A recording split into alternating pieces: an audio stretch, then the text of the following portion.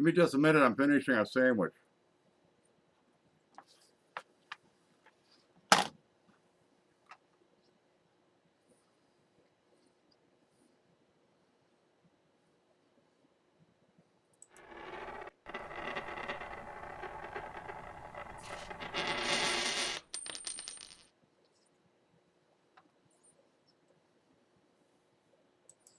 Come on. I'm close.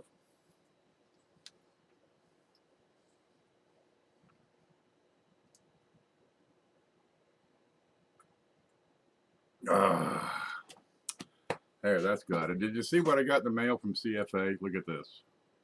We got a lot of mail in today. This came in from CFA. You know what that is. It's a Linda Wallace necklace. Ta-da! It's got a dollar in it. It's got one of those Kennedy half dollars. Yeah, that's right. That's what it is. She makes these by hand. She takes like a bar of steel and whittles out the bezel. She's good. All right. Yeah. Well, CFA sent it in along with a sticker. Aha. So I got a CFA sticker. I might keep this one. I don't actually have a CFA sticker. What's wrong with me?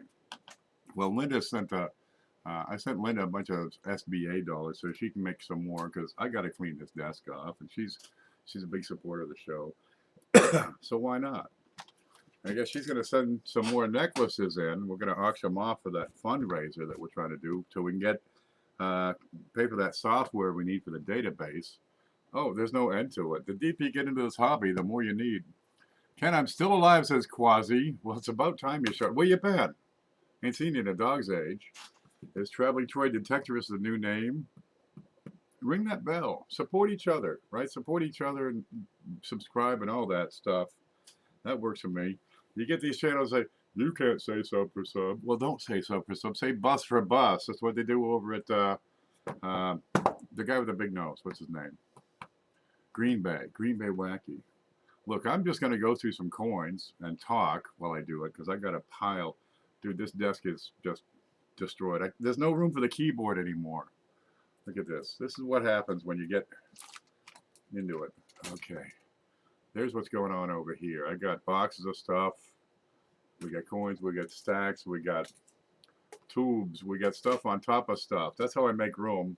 See? There it is. I got tubes, and I got to put stuff on top of the tubes to make room. There's some more coin junk, just wrappers. And then there's some notes. The notes get out of hand. I usually put them in this stack, but the stack over there is getting to the same height. It's up here, right? That's a monitor. That's a foot tall. And this stack is just, I don't know, what's in here? Stuff. What's that? Stuff. What's this? I don't know what this stuff is, man. It's an eagle. Oh, good. All right. What's this stuff? Nobody knows what this stuff is. I just jam it in a box sometimes, just to make room. We got more stuff down here that came in. What do you got? You got a bunch of dollars. There's a bunch of wheats. Oh, we got these. These are the, that's the 5-packs. They're all ready to go. 5 packs of those S-Mint quarters. Oh, there. Fix this. Well, I haven't done this in a while. I've been goofing off. Took most of the summer and just farted around. Farted. Say it with me. P-H-A-H-T-E-D. Farted. Nothing wrong with that, Traveling Troy. Oh, I missed it. It scrolled up. Coin hoarder. You don't want to see this. You don't want to see. You want to see this? Let me take this off.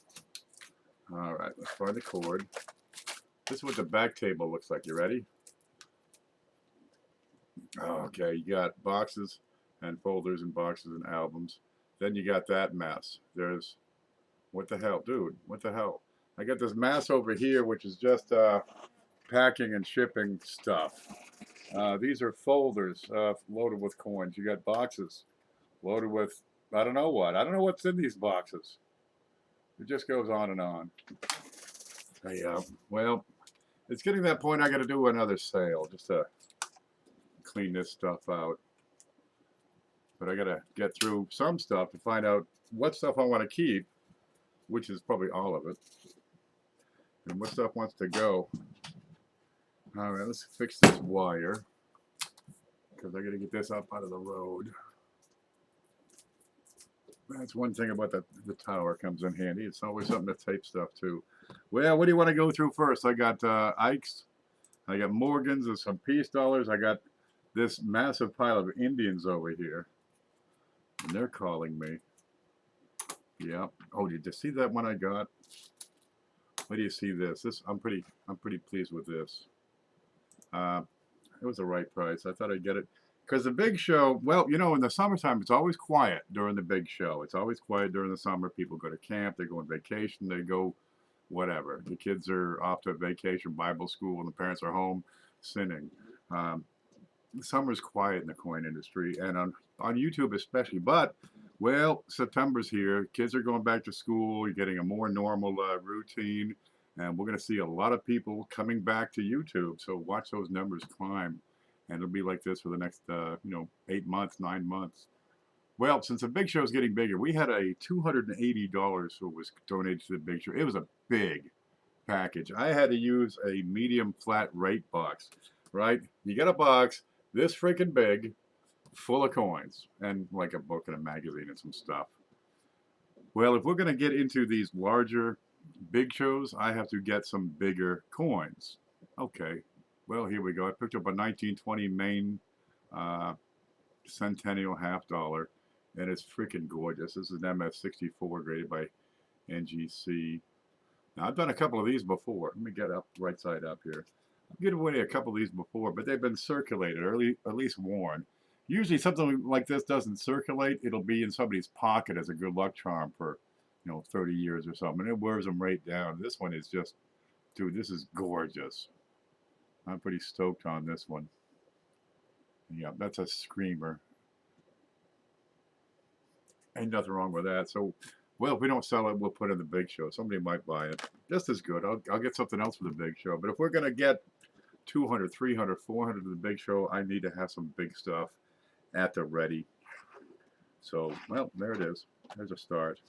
Let me clean up a few things. Oh, listen to that.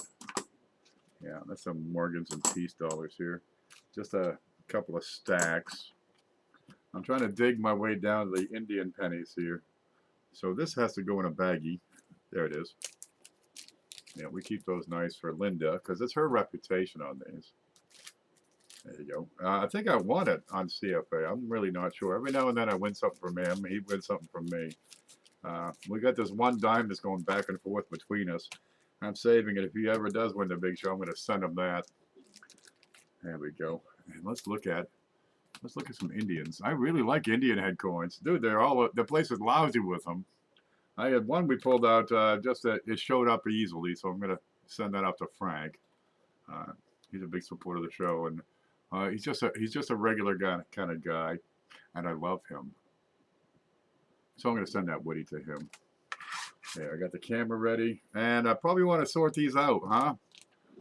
As I go. So I'll get these little baggies. I wonder if I have any of these little baggies.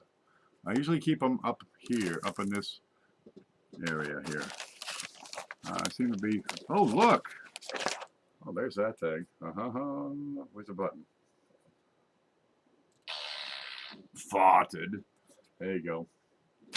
And I gotta find some baggies. All right, I got more back here, I hope. Here's a book. No, them's the big ones. Where's the little baggies? Did they move? Did I run out? Huh. I got these little 2-inch baggies. They're so handy. Oh man, what am I gonna do? Just look at the pennies and then sort them? All right, I'll do it that way. What's this? These things land all over the table, and I gotta find out what it is so I can try to put it away. That's that 2014. Have we got a holder for that? Nope. Nope, no, no. Nope, nope, nope. Where'd it go? There is no holder for that. What's this one? Well, that's the one for Frank. I have lost that coin holder. No matter, we'll just make another one. Where do these things go? I can't imagine how I could lose it that fast. All right, yeah, that looks clean. Give me a little piece of paper.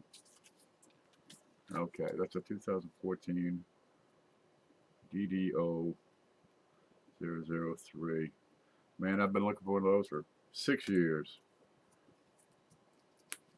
CJ finally said, I'll send you one of mine. There it is.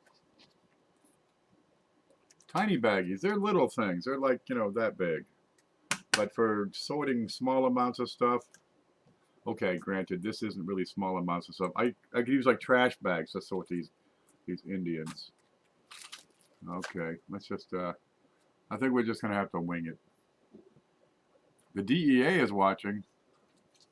Talk into the camera. Please talk into the camera. The government is listening and watching. Okay. Look, I'm going to take a moment here. Did you see these? Watch this. I'm going to do a plug. Here's a plug. We're going to try to sell something because, you know, that's what we do. I've got these S quarters.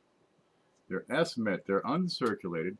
Since 2012, the U.S. Mint has been clandestinely producing these things. I guess it's for drug running or something. But they've been producing S Mint quarters. And the mintage on them is quite low, and they've been in decline ever since. Okay, this is a 2015 S. It's the uncirculated clad quarter. Has a mintage of 1,049,500. Well, they're doing them just like the regular quarters, except they're made in San Francisco. And they're in beautiful shape, of course. These came out of new rolls. But I've got all 5 for 2015. It's $10 for a set. Let's see if I can find some space. We got Saratoga. That's got the handshake in British. No, wait a minute. That's got a give me your sword, man, and get off my lawn. That's what that was. The British surrender at Saratoga. Then we got, you know, it was Lincoln's grandfather, General Lincoln, who was instrumental in winning that battle.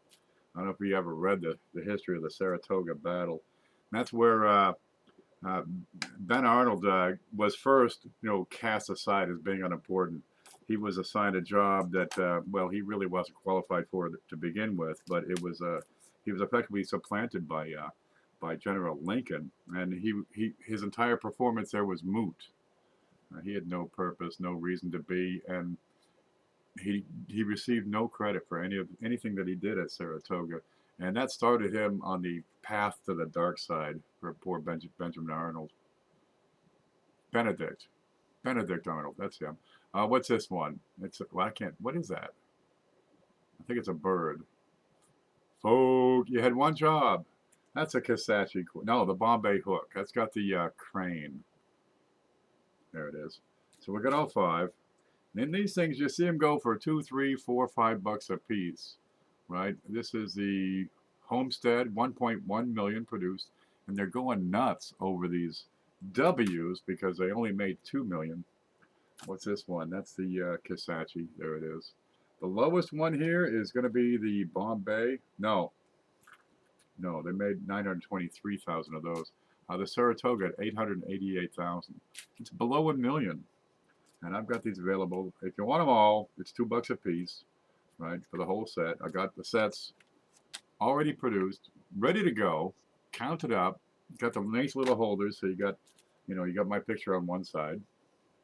There it is. 1 Million Pennies Project, kpeavey.com, and they're all printed up.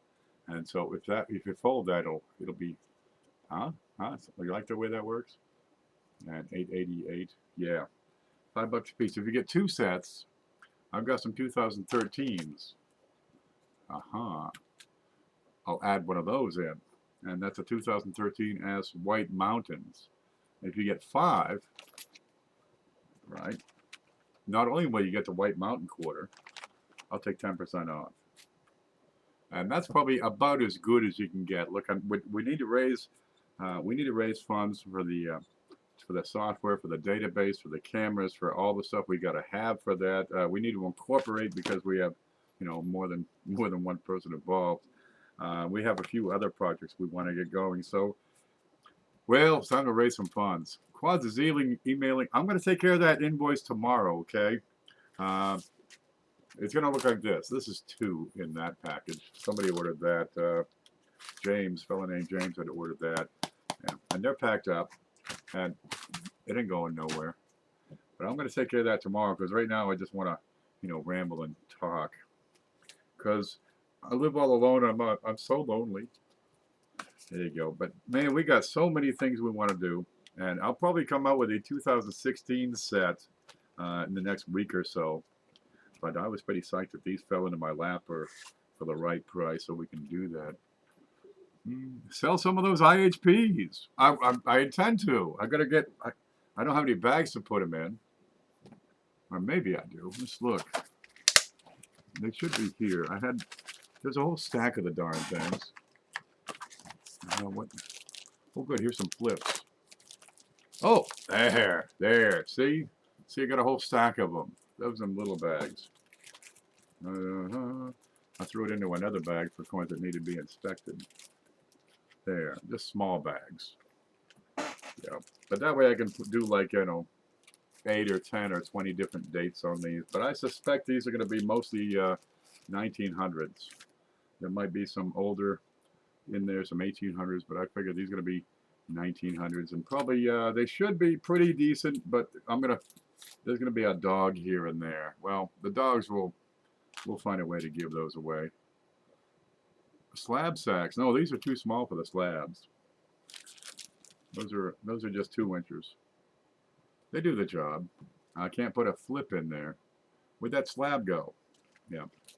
It's smaller than the slab. It's good for small groups of coins. The slabs, I put them in the big bags. I get these 8 by 12 bags. I just drop it in. It works pretty good. Those are amazing. The S's, there, we got them. Brand new rolls, untouched. Open them up right here. And I got them ready to go. I got 1, 2, 3, 4, 5, 17 remaining. So get them while you can, because when that deal goes, they're going to be gone for probably a while. Yeah, because I'll get, you know, something else and have another deal. I got these Indians, and I want to look at them and see what the heck we got, because I don't know. Yup, let's see. There it is. Ah, okay. We figured just what we suspected in Indian penny. Thanks, Quads. Now I'll get over to you. I'll send you an invoice for as many as you wanted there, and wait for it. Now it's $4 shipping. Okay, if you're close, because every now and then I guess somebody lives close and the shipping's not so bad. But typically I'm going to run $3.28 to $3.80 or so for shipping. So just say $4, and if it's really cheap, I'll send you a refund. Is how it works. That's a lot of sodium. I'm not allowed to buy stuff from channels. If I could, I would. That's all right. When you get out of that halfway house, get established, you'll be able to buy anything you want. It'll be fun. Some of these will probably make it into the big show. That'll be fun. We'll give some away. What is this? It's lint. Nope, it's hair. That sandwich must have been trying to put hair on my chest. It got it. It made it to my face at least. I don't know where it comes from. It's not mine. Here's a 1903. Yeah, this is what I expected. You know, these are good for $1. They're circulated. They're worn. Okay, this one's got some marks on it.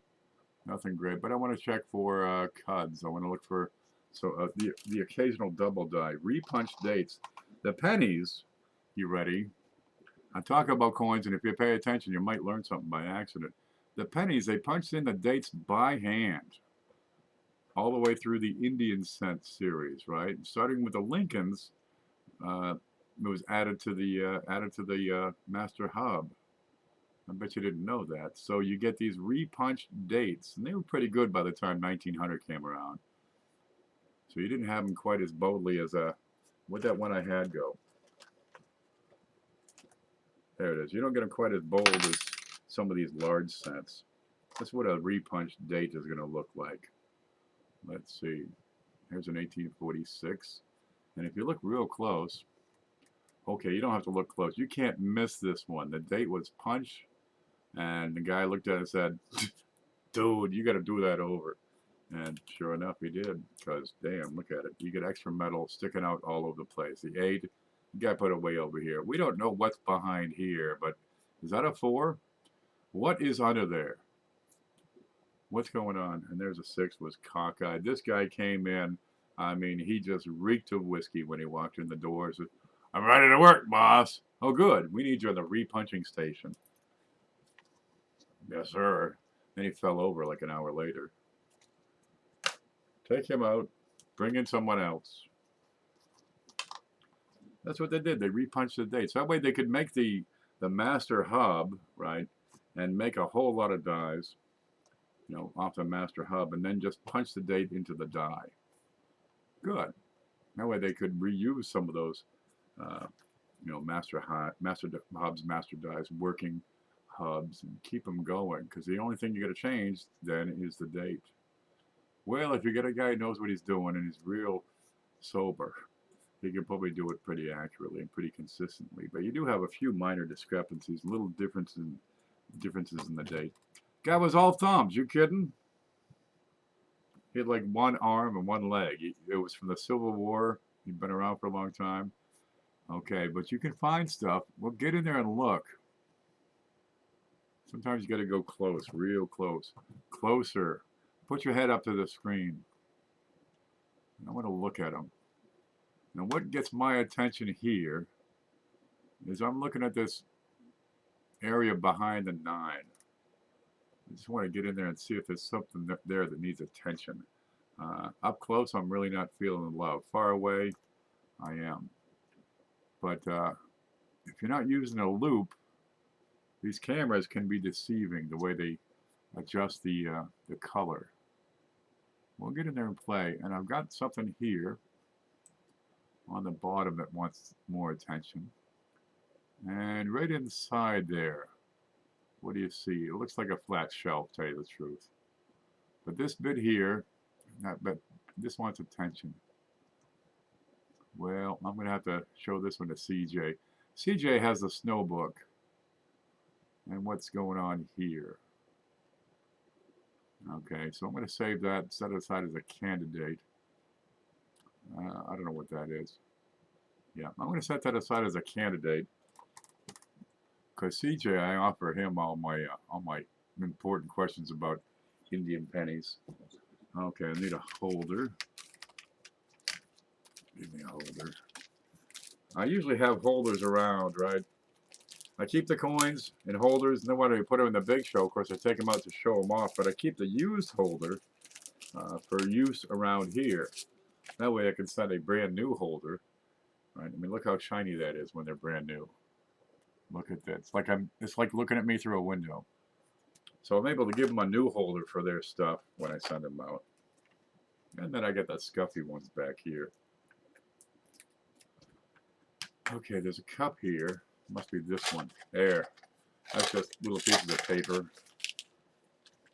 And some screws. And a button. Is that the one? No. Oh, that came out a roll of pennies. It's a button. I think it might be good on the shirt here. Don't throw nothing away if you got the space. Youper's here! Youper's here! Amy, we're looking at these. Look at this. We got a whole bunch of Indians. There they are. Okay, this is what, a 1906? And I'm going to write RPD question mark. There. That's what I write down. So I'll go back and just stick this in a box somewhere. And one day I'll sort out that box and find out what's in there. And decide if it wants more attention. I got boxes of this stuff. What is it? This is the stuff I find it, and I just stuff it off to the side. And I got box after box after box of this stuff. What? Here's a 1911S with a repunch mint mark. What you got here? Here's a 1953D with a repunch mint mark. Here's a 1957D That's a class 2 plus 4 plus 8 double die obverse. What's this one? Here's a die chip on the right wheat ear on a 55S. I better look at that. Scope on the right wheat ear. This side, dummy. Where do you see it? Do you see it? Where's that loop I had? Oh, there it is. It's that big blob up there. That's a die chip, that whole thing, from there down to here. See how that splits here? That's 2 lines, and that just goes across the whole darn thing. Well, that's the kind of thing I keep. And we'll document that. There's a little one over here. We'll get to it eventually and document those things, and that'll go in the database. Gosh, there's millions of these things. What do you suppose that one box is worth? Just the stuff in there. Any idea? Geez, you'd have to identify it before you can find out what's in here. Here's a satin double die reverse. Watch this one. Let me check it out. Oh, come on. There we go. I was showing this off just a minute ago. It's satin. It's a mid-set. It's a 2005, so it must be a satin. And if you look at it, you say, hey, that sure is a pretty groovy looking coin. Look how smooth and clean and crisp and sharp that is. Look, it's got a square edge on a business strike. It's a satin, so it just kind of looks square. But we're looking at right in here. Right there. From here to about there. A little extra metal. That's a class 9 double die. Yep. Look how clean that is. What would you give that for a grade, huh? 67, 68, 69. It's not a 70. There are no 70s. But these, I lost my pointy. Where the hell did that go? F3. Huh. Have you seen my pointy stick? I totally lost it. My mind, it's going. Huh. Well, that seems to have fallen off the screen here. And I can't get it back. Okay, let me delete it. There, we'll remove it and then add it in. Image. Add existing F3. There, I got my arrow back. Whoa, what is going on there? All right, time to fix all this. Make that fit. And then click on this. There you go. So there's the extra metals right there. Yep, there's 4 of these that we know of. 4 double dies on the reverse of 2005 pennies. Collect them all. All right. Well, that's what's in that box. Let me make what this kind of big. Man, I got to clean up my desk. There's, okay, that's out of here. There's a scope. Let's put a penny in there before we lose our minds. I got to catch up on chat. Oh, that's too big. Let's shrink that a little. There. Don't touch nothing. Oh, what the heck's this? Entropy is the effect in physics of order, right? Things that are in order, some sort of organization, falling into disorder. That's entropy. Chaos, effectively. That's what this is. That's what all this is entropy has taken me. Use it. That is the PNG you sent. There it is. Frank sent me this one, and it works great because it's transparent around the thing. I'm lost without my pointer. We need to get Ken a telescopic pointer with a heat-seeking laser and a hat with a propeller on top. She deleted that part. How come? Oh. All right, back to the. There it is. Okay, what do you got this time? Get out the way. Nope, not you. This. There it is. I'll stick that right in there. It's a 1901. Does that one look fat to you? Do I look fat in this penny? Let's find another one. And compare the sizes of these two ones, right? There's a 1905. That's close enough. I got that one. And I got this one. And let's compare. Is that thin? And that one's fat? That's definitely a fat looking one on there. How about the 9? This is why I tell people, you know, get a reference set so you can compare. Was there, I don't know my Indians all that well, so I got to ask, was there a design change in the numbers between 1901 and 1905? Because that's a big fat 1. That's a pretty meaty 9.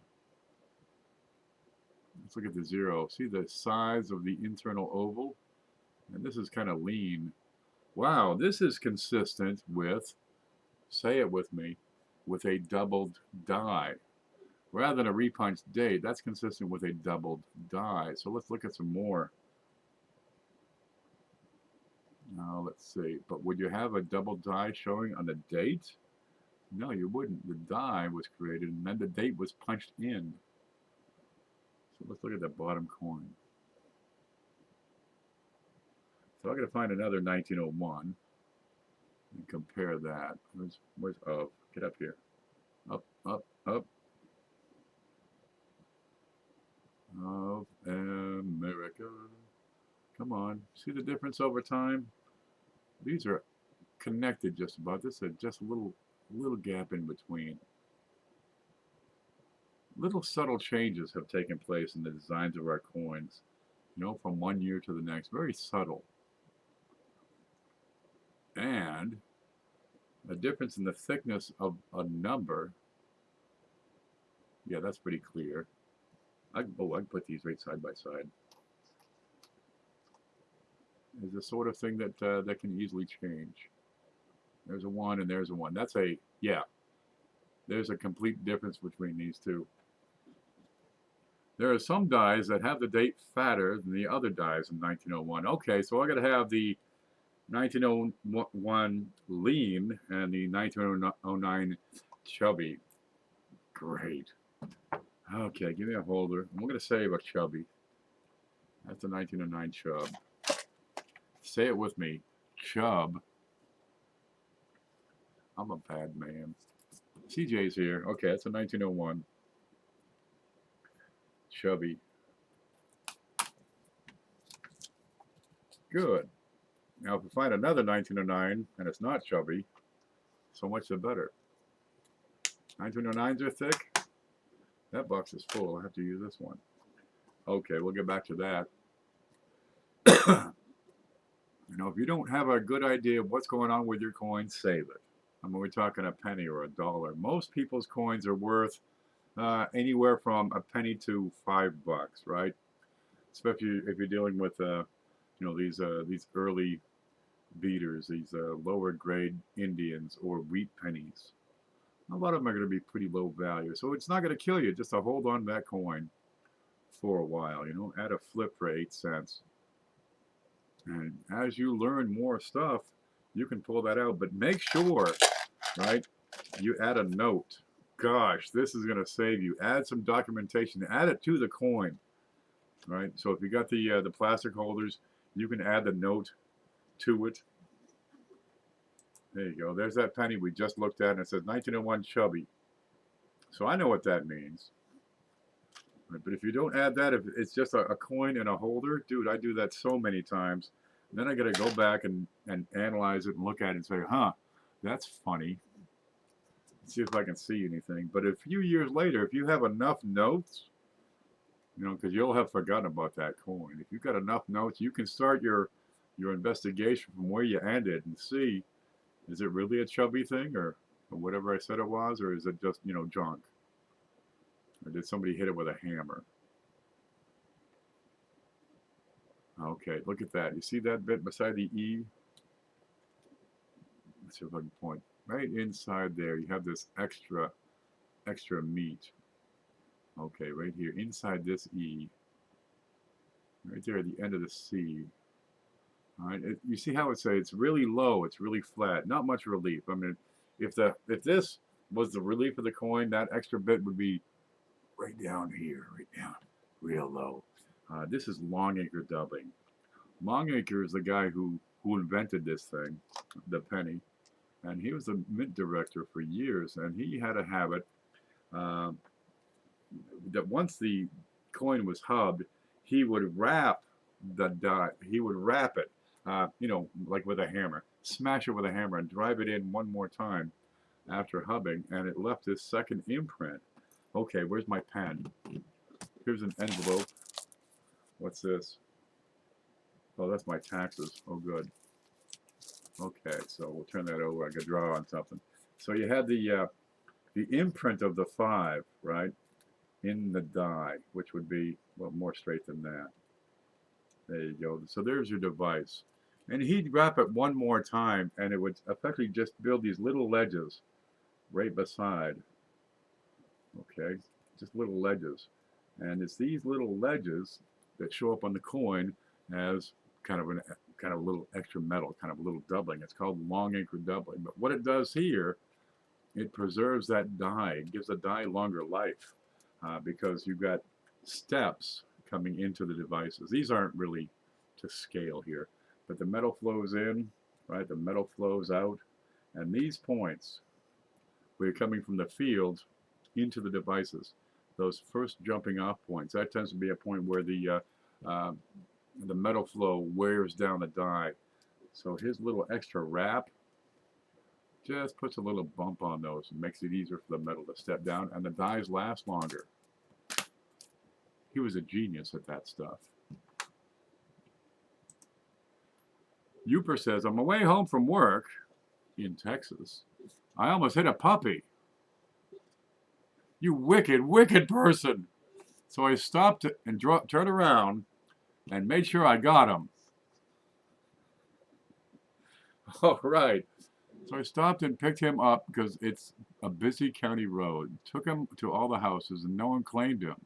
So he came, she got a new dog. Look at that. What kind of puppy is it? Now it's a misplaced Uper with a misplaced dog.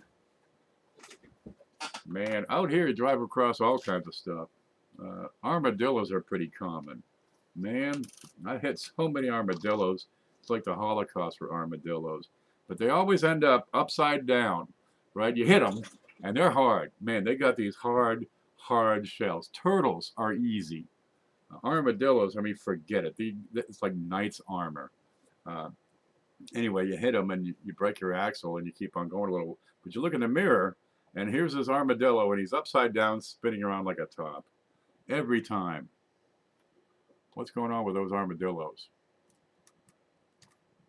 And sometimes they just, you know, if they don't dry up in the sun, you know, and a fox doesn't come by and hollow them out, it's like a bowl. It's like an armadillo bowl.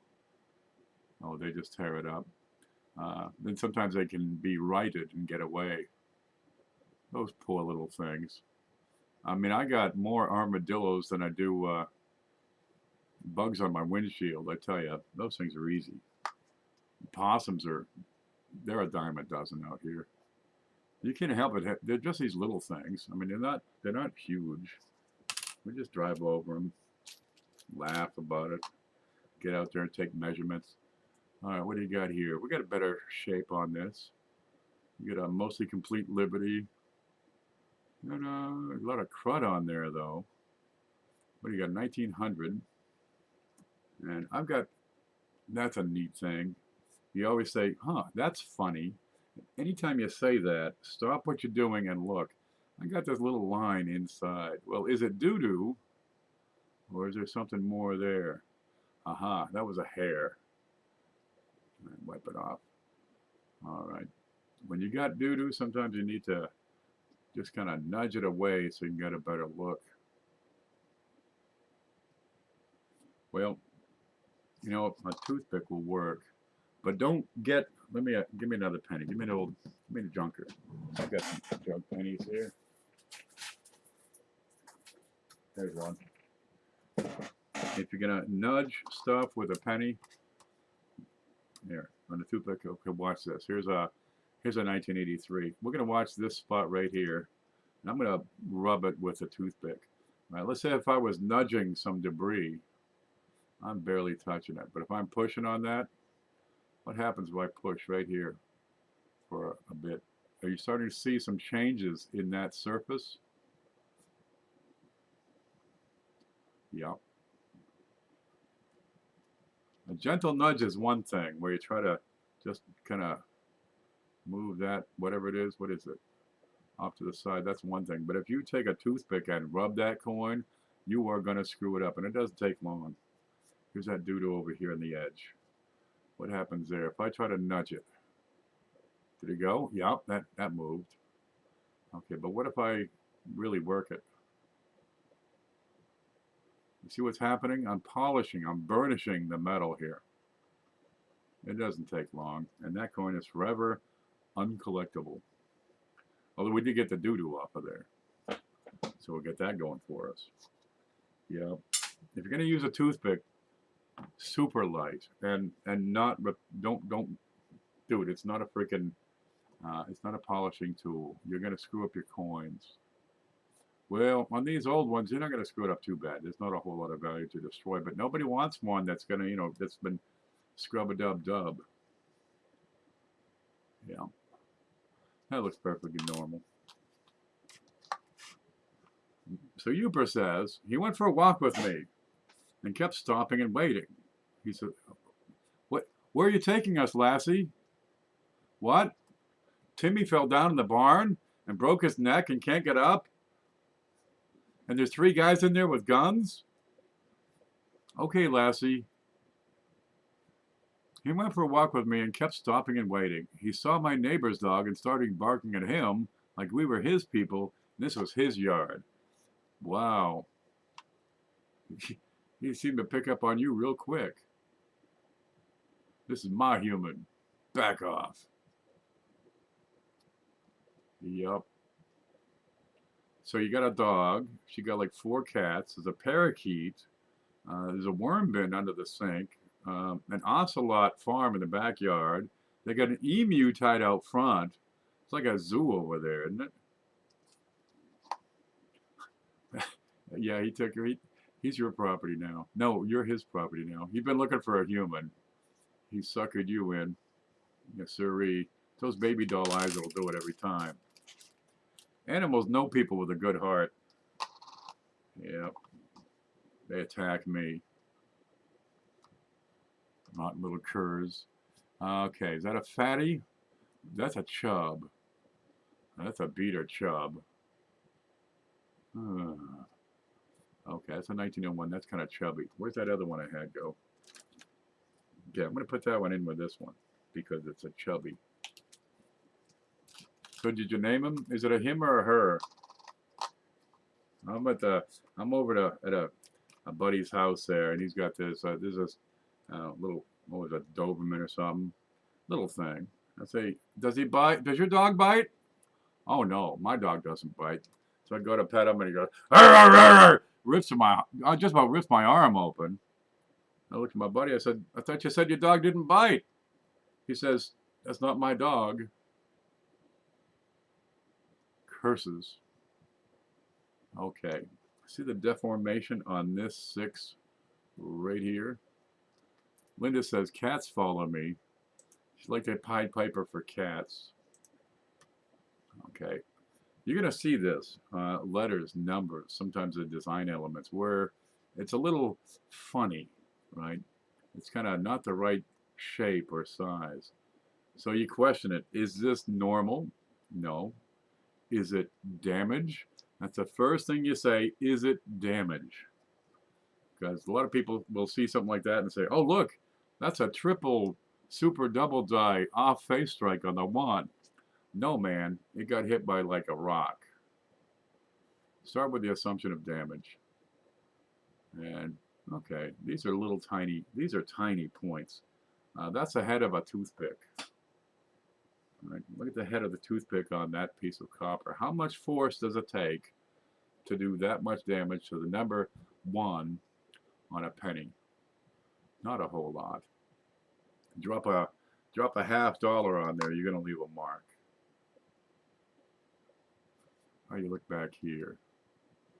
I love these because you can see these sharp points. You know, you have that low angle. Let's get like a 30-degree angle on these. Same inside the E. That's the kind of thing where a double die really just blossoms. They show right up. Okay, my cat pooped him. Oh, popped him. The glasses. He won't go near him now. Meow. Yep, it's your humans, but it's my house. What you got here? I got a 1906. Got a little bit of wood grain to it. Real fine grain, real fine going through. And you see how the wood always has a direction. See that? It's got a direction to it. Yeah, real light on that one. In person, you probably won't see that. No, you're not going to pick that up. It's a magnified wood. You don't see much color on that one. But it's pretty underneath. It's pretty here. What? Woody Indian scents? Yes, absolutely. They got woody Indians. They got woody large scents. The 2 centers have a lot of nice, really crazy nice woods. They're gorgeous, some of them. Okay. Now, what do you get when you get wood grain? Again, there's a direction. It's opposite in direction on the back. See the back, it goes to the right. But if I flip that over, it kind of turns direction. Ta-da. And what do you get when you have wood? You get laminations. Now we got this. You got to check the whole thing. That looks to be a scratch. See how sharp it is? But here, I'm going to suspect a lamination. But I got to look at this real hard. Because, let's see if I can get that lined up. Look at the whole coin. Don't focus on just, you know, the bit at the C. You look at the whole damn thing. Does this line up? That lines up, gee, perfectly. Okay, does that support the idea that it's damage? Or does it support the idea that it's a lamination? Wrong. It supports both ideas. Because damage, a lot of times, there you go. Look at this. Here's a spot. See that mark on the rim? If I follow that, damage also oftentimes follows a straight line as I drag these coins across, you know, countertops and bars and slide it over the sidewalk or some darn thing. So this appears to be a damage, and that is, it's not a hair, that's a little bit of damage. So is this mark a lamination or damage? Are these related? Is this mark related to this mark? This is so hard. It's on the rim, it's a cud. It's not a cud. Okay, let's look at, what is that? That looks like damage to me. And this, that looks like a lamination. Why do they taunt me and put a damage right beside a lamination? And they say, now explain it, huh? Okay, I'm going to save that. I'm going to write lamb and a question mark. And I'll look at that a little later when I have a better camera, a better magnifying glass. Look at the direction on that grain. It's perfectly left or right in this shot. Got a bit of lamb. That lines up perfectly. I'm going with lamb.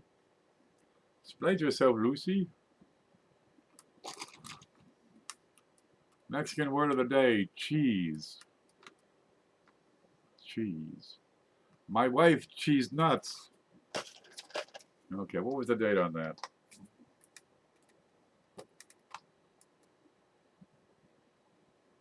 '06.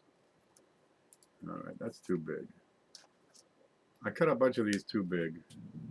I hate it when I do that. Then I gotta stop what I'm doing, pull out the scissors. Did you hear that one?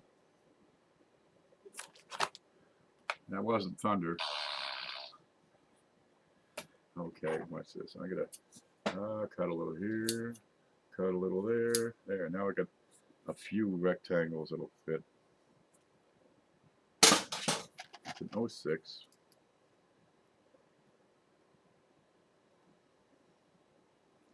Reverse lamb, that's what I'm calling it. And I'll look at that again sometime. But this is just going to be stuffed over here in one of these boxes where it'll probably sit for hundreds of years. I really need to get through these boxes. There's so much stuff. Get in the box. There's so much stuff in them. I don't know what it is. Some of it's probably worth something. What are you saying? I never knew coyotes were so big. Yeah. You really think they're big? Check out the freaking roadrunners in this state. They're like as big as a coyotes. Saw one running through a local shopping center. Bigger than a shepherd. That's a big coyote. They're usually kind of smaller, 40, 50 pounds. They're lean. They're always running from farmers and mules. That's pretty decent color on that one. Not too screwed up. 1906, the date looks right. You get to start us on Liberty. We never had coyotes in western New York. Suddenly they're everywhere. Oh, Frank. Oh, Frank.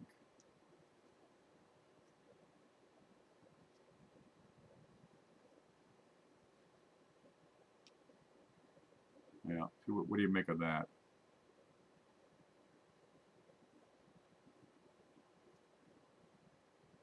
You can't leave. Okay, we'll give your dog some love at night. It's his first night away from home in his new home. How's that look all by itself? How's the color on that all by itself? All right, well, that's not too bad. It's grainy under magnification, but I don't really see much in hand. Now, this is one of the photographic effects of the camera. I don't see that grain in hand. Is it because these eyes are, you know, from the 60s? That might be part of it. But afraid it doesn't translate to real life all that well. All right. I'll stick it in there. Get that out. You deal with it. Maybe it's something. What you got here? Old and worn and busted. Wore the hell out. You know, a lot of people don't understand the rarity of these Indian pennies. Yeah, there's lots of them out there because I made them for 50 years. That just wore out. I still got full rim. A lot of crud on it. You know, that's old and wore out. But they're terrifically rare. Oh, let's see. Where's that darn checklist? Here it is.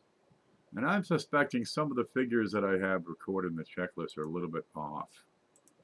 But not by, you know, 2 orders of magnitude. Here's a screen. How's this work? There's a coin collector checklist. Right? And the link for this is down below. Below the video here. Where's the FEC IHCs? Tony Mazza did a lot of work on this. Dude, he filled in all kinds of stuff. He just added the proofs. We're really stoked about that. All the proofs are now added. But check out this column right here, column D. This is the surviving population. These are based on PCGS figures. For the whole darn series of Indian pennies, there's a total 208,000 remaining. I suspect it's closer to 1 million or so, but that's out of 1.5 billion that were produced. But a lot of these dates, PCGS is reporting figures in the $4,000, $5,000, $6,000 range. Right? I think that these numbers are low, and I'm working on that. Trying to get more accurate numbers and see how accurate these are.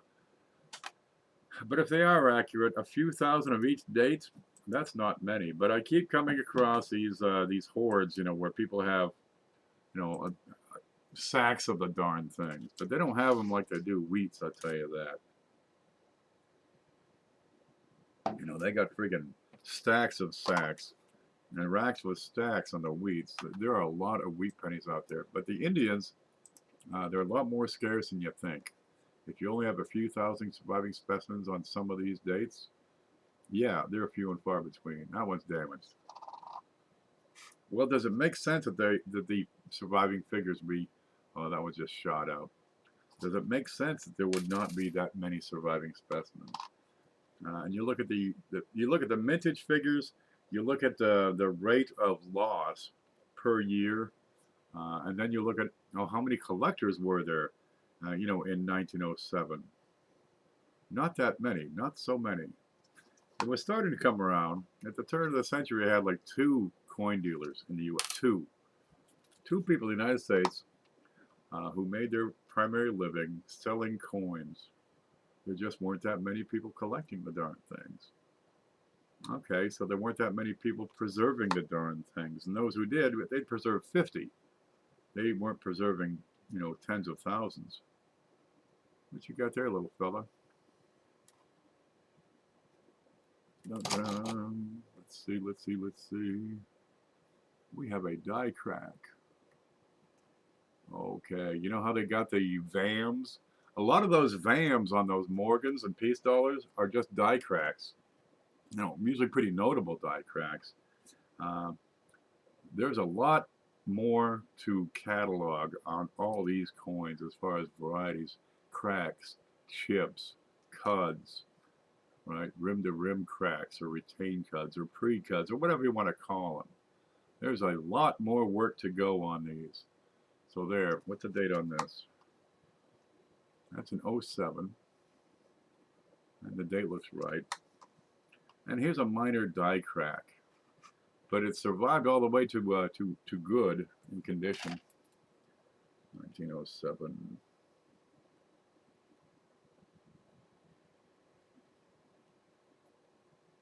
There you go. So I put die crack reverse 6 o'clock so I can find it later on. Yeah. Well, do they have limited value because they're common?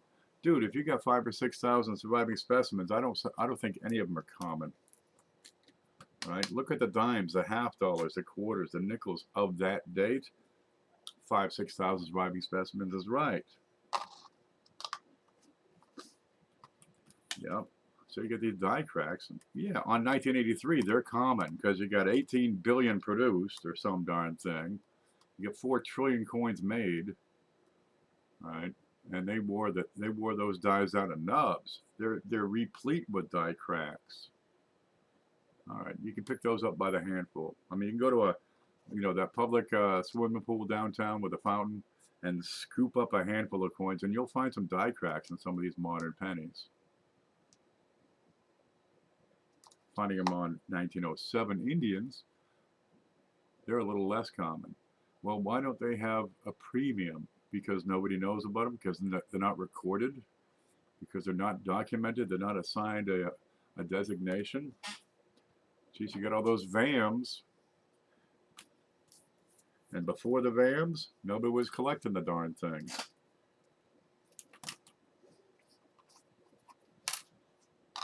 So I think just by documenting them, we can create another whole division. That's pretty wore out. See that where the rim runs in? We got some rim remaining, but boy, that's just a nub. Yeah.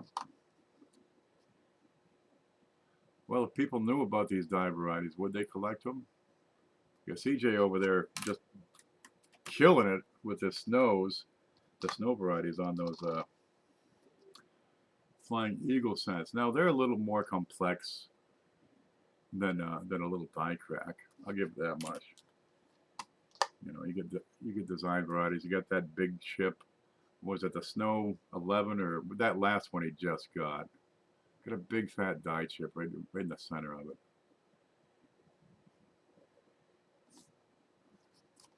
Well, let's add to that debate. Let's take the work that has been done to this date and continue it and expand upon it.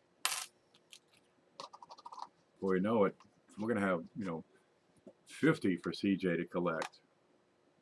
All right, let's get some coffee and catch up on chat. I've lost my screen. Okay, are we looking at this? Well, what are we looking at? I don't know. Did you ever see the screen? Well, here's the screen. That's what I was talking about. These low surviving populations. I think they should be a little higher based on the mintages, right? Because the 1903 penny, that carried through into the 30s probably. 85 million by the 30s. It's probably down to 1 or 2 million surviving. I think these numbers are incorrect. Anyway, that's what we're working on. Okay, I'm going to find the chat. There it is. Find this. Home. There it is. Now we see what people are doing. It's time for me to take a break. Infamous is here. Dude. RCD. Nope, I didn't see an RCD on that. Not retained. I had PCD in the 80s, lost the whole weekend. It happens. I don't remember 1989 at all. That's my lost time, lost year. We call it my dark period. Boy, I think I had a great time though. That's when we went to those concerts with that girl. I don't know what she looked like, dude. All I knew was her name was Stephanie, and I think, if I remember correctly, she was the most beautiful girl I'd ever seen in my life. Hey, she could have weighed 400 pounds. It wouldn't matter. I said I could find you to the other folks where I followed you too. You got to show. You got a stalker? Dave's got a stalker. I miss Mantic. I'm talking to Mantic. I'm trying to get him back, but he's really involved in the database right now. He'll be back. He's going to change his thing, but he's coming back. Look, I'm going to give you the inside scoop on this. Okay, let's see. Home. There's the screen. Okay, you'll have the link to this down below. Right there. Here's the SAN database. We call it the SAN because it stands for, you ready? Standard Attribution Nomenclature, right? Instead of Snow 1, Snow 2, it's kind of hard to figure out what he's talking about. Nukem 1, the N1, N28, hard to tell what they're talking about. So we have this this nomenclature system, and we're standardizing it, trying to make it fit in with everything else. But here is the format for how this whole thing works. Now, if it's got abbreviations, you don't have to say that, right? You don't have to say U.S., 1 cent, Lincoln cent, 1987, S, proof, type 1, and DDR number 5. Okay, some of those things you don't have to say, but if you can say SDDR002, we can get that right down. Okay. You've got a lot going on here. We got to list everything to get it, the exact variety listed and selected so we can pick it out of nowhere, right? Let's say you got a 1943, a U.S. 1 cent, 1943. Let's see, SRCD number 1. No, SRCR, which is a retained CUD reverse. There you go. See that? A US, it's a US coin. It's a 1 center. It's a 1943D. And it's S, which is a standard. RCR, retained CUD reverse, number 1. And what do you got? You got this. There's your retained CUD. Goes from the rim down here. Can you see this? Good. Goes from the rim down here through the wheat. Look how wide and fat that is. Goes in up there. Yep. Bet you didn't know about that one, huh? No, you only care about yourself. Jeff Schumar found that one. Never been listed before. It's not on CUDs on coins.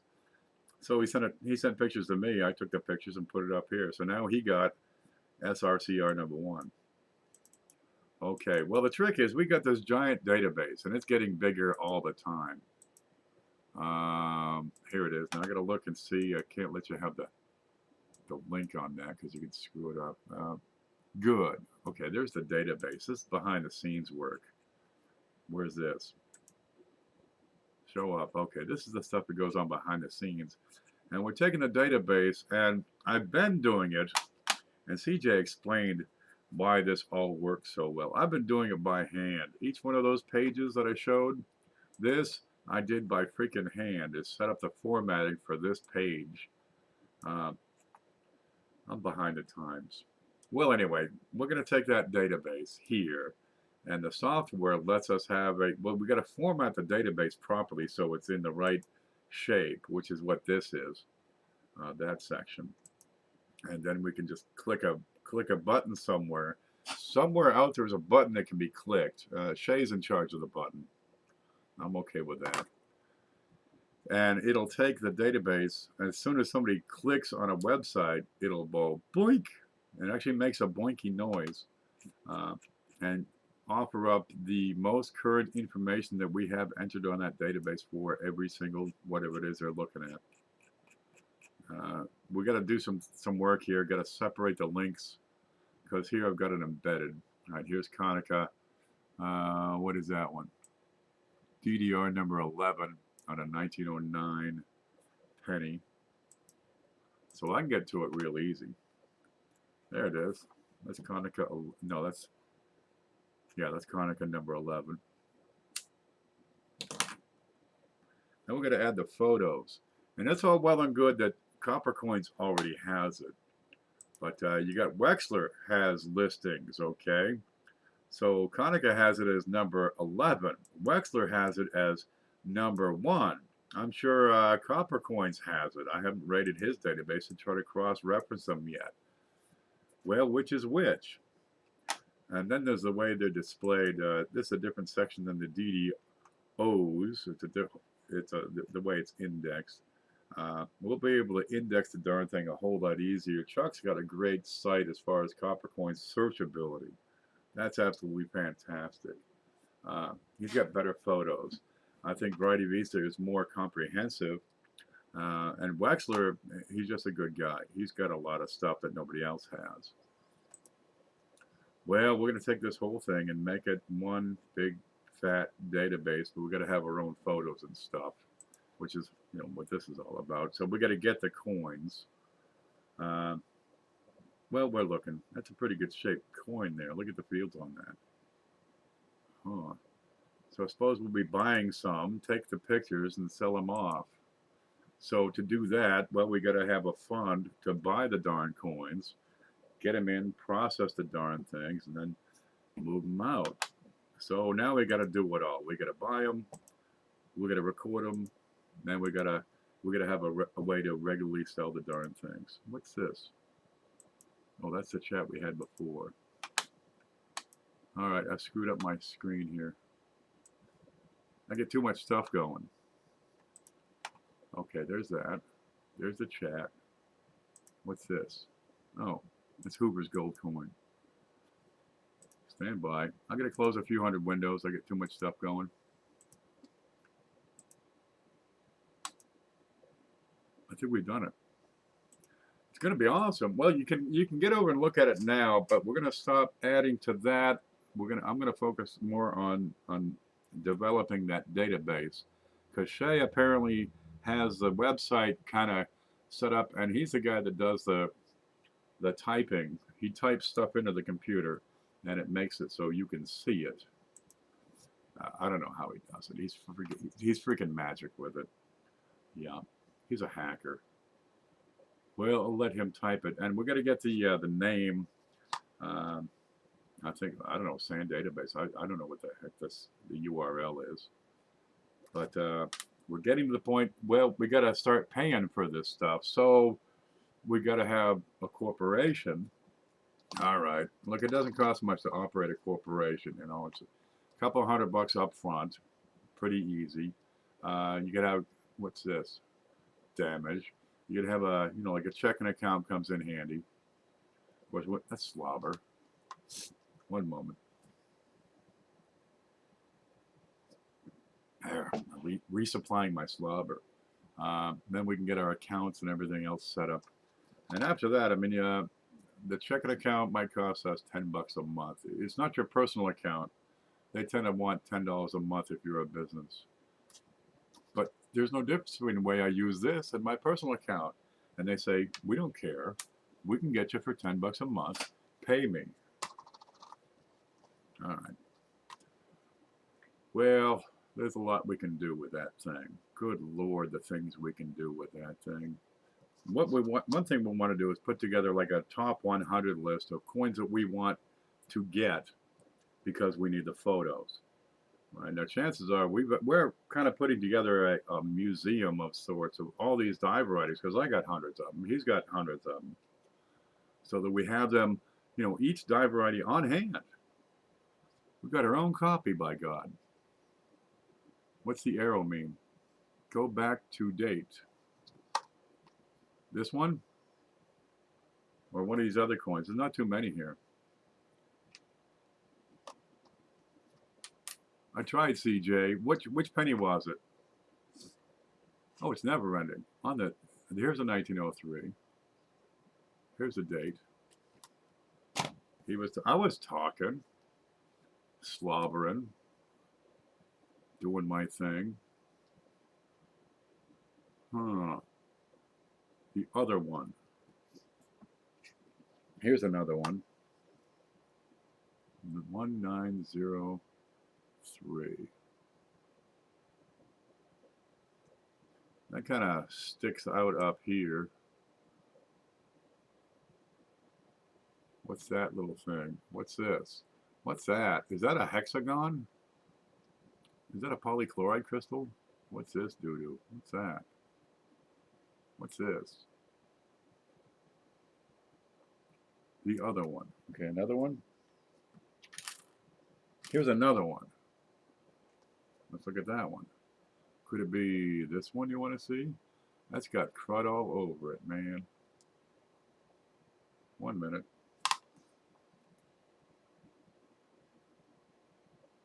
I'm just gonna have to send these to CJ and hope the hell I get most of them back. Okay, 1900. Here's another 1903. So that's 4 we got. Well, that's that one that was all screwed up. That was done. No magic in the world is going to make that valuable. Here's another 1903.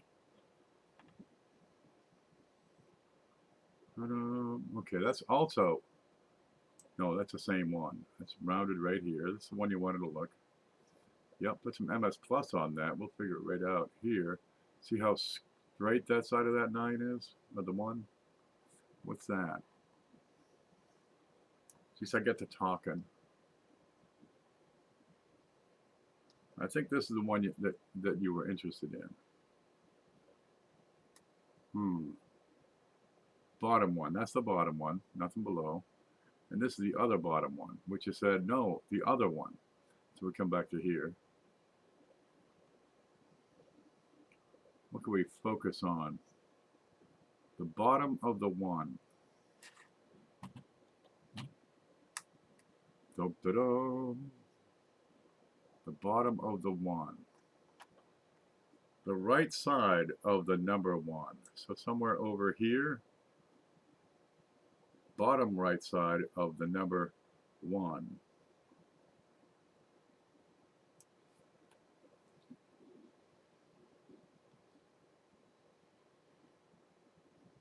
That one, bottom 1, bottom of 1, bottom right side of the number 1. Chat is crazy. We get there though. Wait, up, no, quit it, stop, no, go back. Would you, no.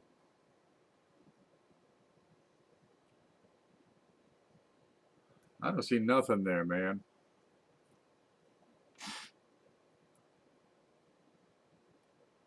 That's it. Let's see what would happen if I did this. Nothing. Anything happening? I'm freaking out a lot of people here, I'm sure. I don't see nothing changing. Snow 7 has a square top edge of the 1 in the date. You're fooling me. Square top edge of the 1. See, I told you I don't know my... Okay, that's kind of a slow... That looks about this. I think that's identical to that. So a square top edge of the 1. Yep, so now you need the square top edge and the rounded top edge. What's this one got? That one's got the doo-doo top edge. Do you have Facebook open? Yep. CJ, grade this coin. It's a flying eagle.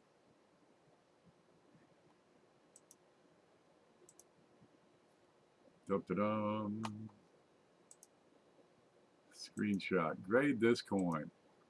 Ooh, I give an H for handsome. You must see something. Okay, we'll get a little flat on the top edge of the wing. A little up there. I give it a VF. We're missing a lot over here.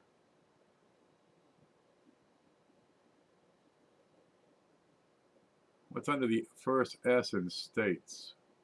What's that beside the A? I think this is why it has his attention. Let's look at the A in America. Can you see that?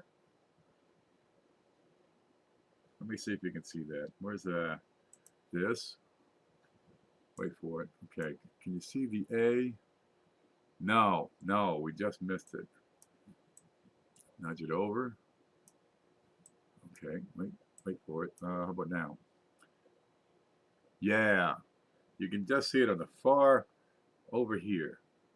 Okay, right down there. Look at the left side of the A. Oh, look at the upside of the tail. Oop, come back. The C. We got some doubling on there. But I've been up all day, so I'm starting to miss stuff.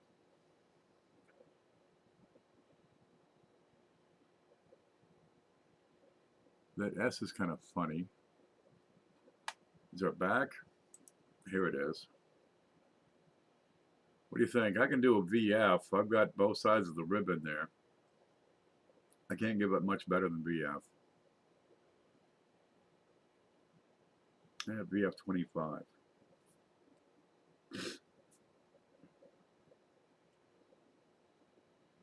Back looks pretty good. I don't see anything funny into the back. But I guess I'm doubling on that bird.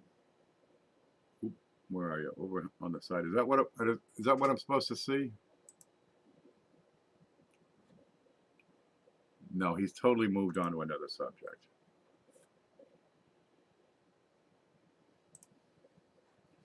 All right, what you got? It's gone. Okay, he's got a bit at the top, something on the left side. And it looks like a recut foot on the 1903. All right, back to the scope.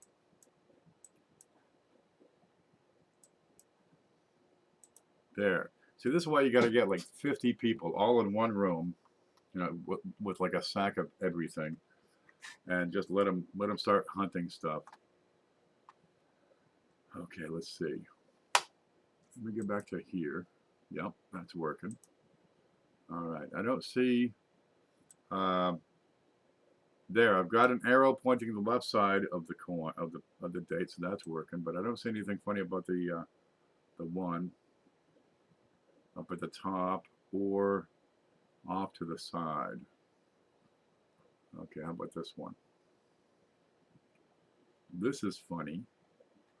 It looks like it's just squished. What's that? Is that something?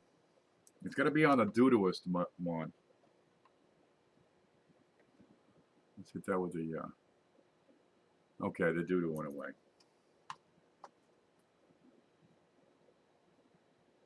All right, that's got doo-doo on it, so we're gonna get in there. See if we can mush that dude. I don't see it there either.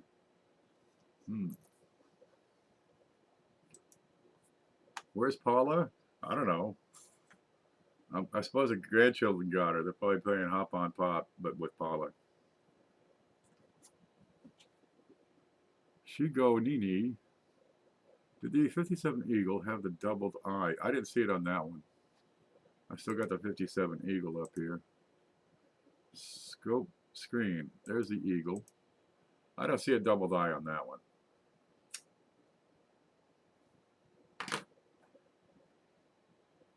All right. Let's see if no response to that further. I don't know what this left arrow is pointing at, or the right, the top one. It's impossible for one person to know it all. That's why we have several people on the jury on the Q&A. Man, you put 7 heads together, we're gonna figure something out. Well, that's further than I will go. I'm a Sagittarian with a lot of planets in Sagittarius. Is that a good thing, having a lot of planets in Sagittarius?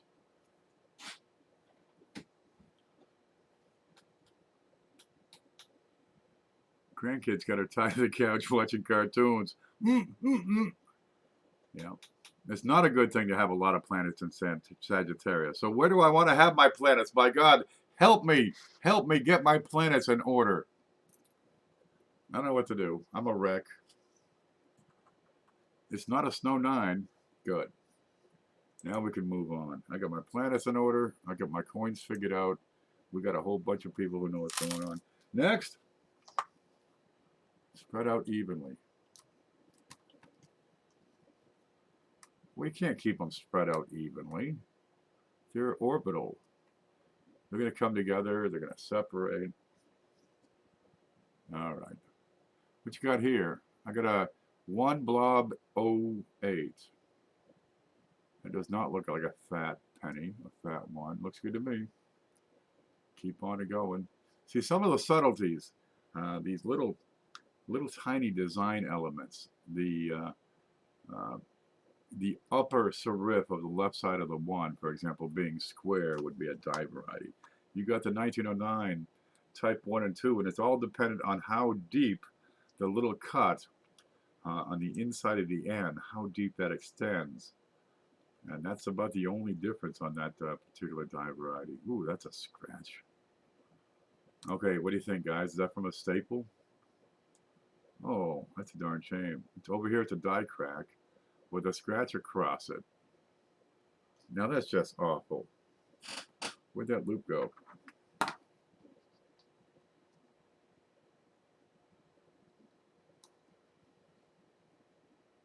It is. It's a little die crack right there.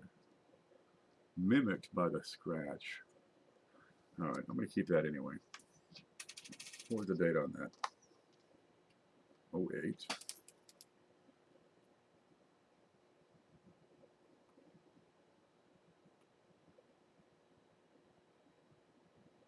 Yeah. What are these? Here's some flips. Yeah. I'll look at that another day. Let's get another one.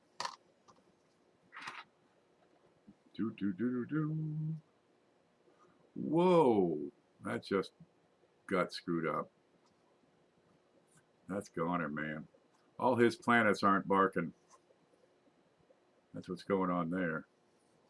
Yeah, when your planets are out of alignment, it's going to screw up your coins, man. Make sure you tighten up and keep your planets properly spread out, or your coin collection is just going to be doomed.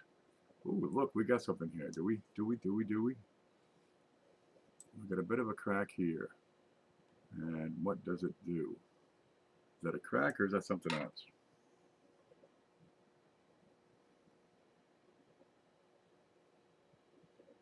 Yeah. See, I say that, because watch closely. You ready? Watch this crack. Now I suspect it came in here a bit better, but the wear has reduced it. But look, we got this continuance and more continuance, and it returns to the rim. Aha. So if I get this right, I can get it all the same shot. There we go. Okay, what makes a retained cud? All right, several things you want to have. You want to have displacement, ideally, where that section of the die where there's a crack from the rim, which you see up here, this little crack coming from the rim, through the device, right, through the coin, and back to the rim. So now part of that die is trying to break off. What do I want to see? I want to see a complete crack all the way, right? I don't want it to be a crack over here and then a space with no crack, and then picking back up over there. I like to see some thickness in that crack, but most importantly, right, where the cut is and where the regular devices are, I want to see a shift. I want to see a difference in elevation or a tilt or some darn thing. The problem with this one is the wear is such that I'm not seeing this crack in its entirety. I see it start here. I've got some hints that it's going on, but this place is just washed out. I can't tell if it's continuous. However, I suspect that on a higher grade coin, I would see a lot more of this crack. This is just, you know, wore off. So a retained cut is when the side of the die is breaking away. And this is what it would look like on a coin. But once you get to a certain level of wear, you start to lose that detail. So that's a 1905 with a screwed up 9. There, 1905. Retained cut reverse. That's what I'm going to mark it as. And we keep our eye out for more 1909, because one thing we'd like to do, right, if we keep getting these photos, we get another coin and take more photos, because we'd like to improve the coins that we have on hand, right, over time. So, you know, do like what CJ's doing, keep getting better and better examples of the same varieties. Well, then we would have effectively a series of photos in most grades for some of these die varieties. And there are points at which you can no longer diagnose the coin because of the wear. So we could have effectively a photo grade for die varieties. Now, how's that grab you? How about that for long-term projects? Yeah, we've been talking, and that's that should come about just by the attempt, just by trying to put together that database. That's the sort of thing that should come out as a side project, just developing over time. Okay, 1904, not a chubby. Does it look like a little where the doo-doo is? Huh. Always lined up where the doo-doo it is. Let's see, does it move? The doo-doo, we have hard doo-doo. That's not going to move.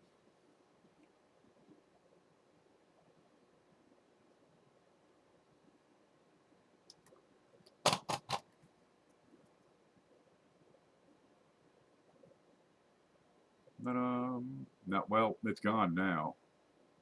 Funny that. Okay, the rest of the date looks pretty normal. What's under that 4?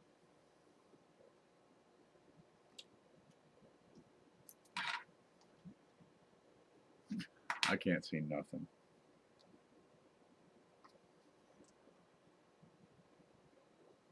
What's under that 4? That's another one to say for CJ. Is it a dark line of doo-doo? We'll save that for CJ. I'll show him and say, hey, what do you think of this?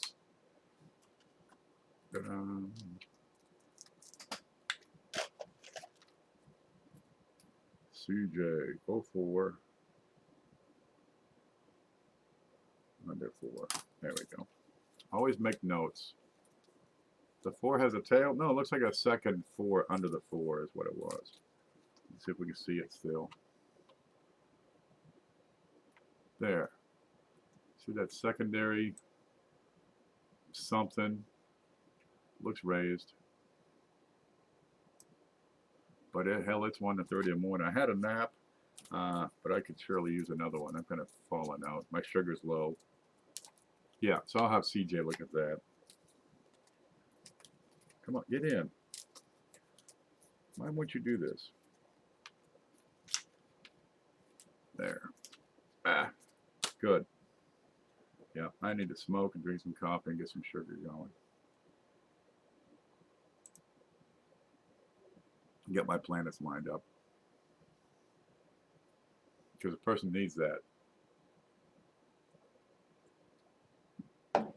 Later we got a witch doctor coming and gonna put some voodoo on us. Oh, it's gone. Oh, well, we found a retained card. I'm pretty happy with that. With a couple of die cracks. 1907. Does that look funny? I can do that too. So you're multi-purpose. All right, what do we got here? What am I always talking about? What do I talk about all the time? I talk about points inside the ovals. See that point? See that point? Not rounded, it's a point. There's something going on here. This one again goes to CJ because this 9 wants to connect. And I got a point here.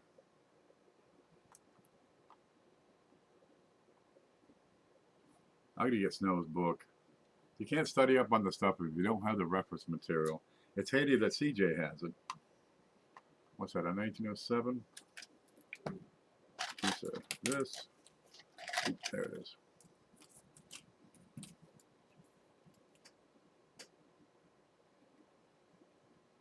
There we go. Make a note. I'll get with him on that.